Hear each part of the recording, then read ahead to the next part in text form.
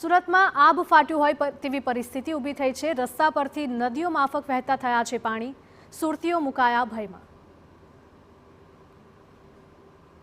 હવામાન વિભાગની આગાહી મુજબ સુરત શહેરમાં ચોમાસાની ધમાકેદાર શરૂઆત થઈ છે। સવારથી જ ધોધમાર વરસાદથી અનેક વિસ્તારોમાં જળબંબાકારની સ્થિતિ સર્જાઈ છે। ઠેર ઠેર રસ્તા બંધ થવાના કારણે ટ્રાફિક જામના દ્રશ્યો પણ સર્જાયા છે।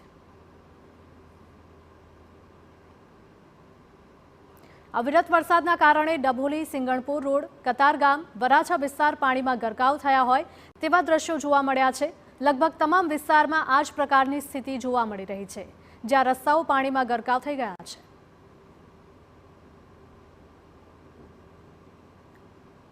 સુરત મહાનગરપાલિકા દ્વારા ભલે રસ્તાઓ પર પાણી નહીં ભરાવાની વાતો કરવામાં આવી હતી, પરંતુ વર્તમાન પરિસ્થિતિ પાછલા વર્ષો જેવી જ જણાઈ રહી છે। નીચાણવાળા વિસ્તારોમાં પાણી ભરાતા લોકો અને વાહન ચાલકોને હાલાકીનો સામનો કરવો પડી રહ્યો છે।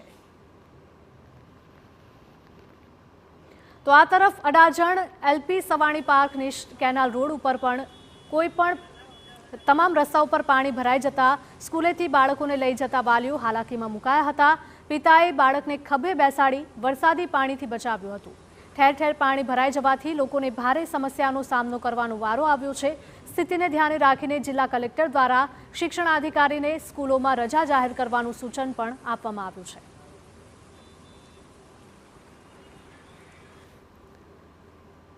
તો રાજ્યભરમાં વરસાદી માહોલ જામ્યો છે। સુરતમાં જાણે કે આભ ફાટ્યું હોય તેવી પરિસ્થિતિ જોવા મળી છે। રસ્તા ઉપર નદીઓની માફક વહેતા થયા છે પાણી। સુરતીઓ હવે ભયમાં મુકાયા છે। હવામાન વિભાગની આગાહી મુજબ સુરત શહેરમાં ચોમાસાની ધમાકેદાર શરૂઆત થઈ છે। વહેલી સવારથી જ ધમાકેદાર વરસાદથી અનેક વિસ્તારોમાં જળબંબાકારની પરિસ્થિતિ સર્જાઈ છે। સુરત શહેરમાં ઘટ્યું છે વરસાદનું જોર। હજુ પણ અનેક વિસ્તારોમાં વરસાદ યથાવત જોવા મળી રહ્યો છે।